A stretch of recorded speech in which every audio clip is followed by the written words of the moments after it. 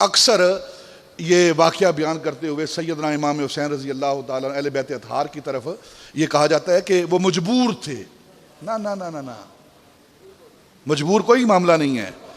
मैं एक तारीख़ का एक वर्क आपके सामने रखना चाहता हूँ।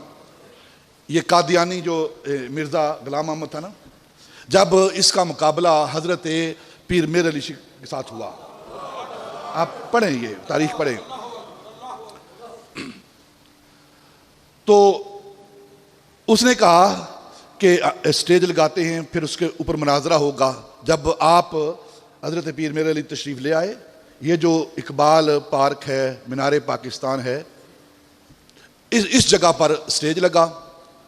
तो उसने क्या किया कि अब वो सामने आने के काबिल नहीं था ना।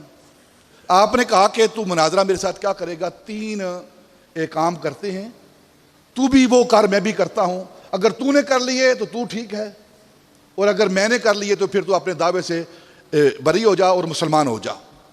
उन 3 कामों में से एक काम क्या था जो हज़रत पीर मीर अली ने कहा था?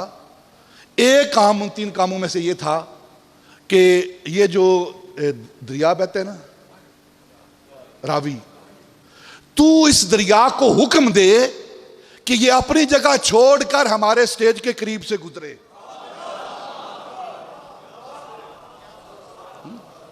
उन तीनों में एक बात थी। दूसरी बात क्या थी, वो भी आपके ज़ौक़ के लिए पेश कर देता हूं।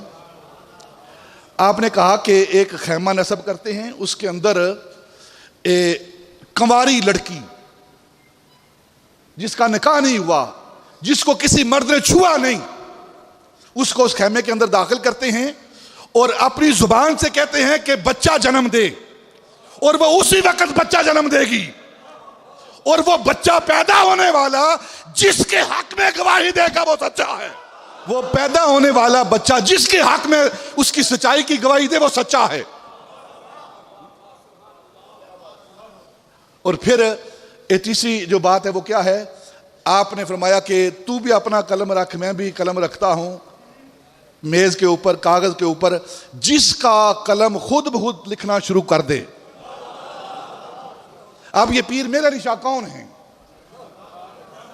ये बेटे हैं सैयदना इमाम हुसैन के।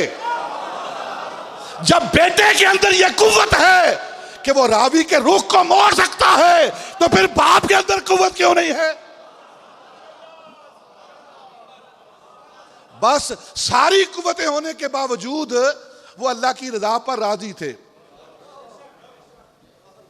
कुव्वत होंदियां जोर ना लाया, बस सारी कुव्वतें उनके पास मौजूद थी। जो वो कहते वो हो जाना था।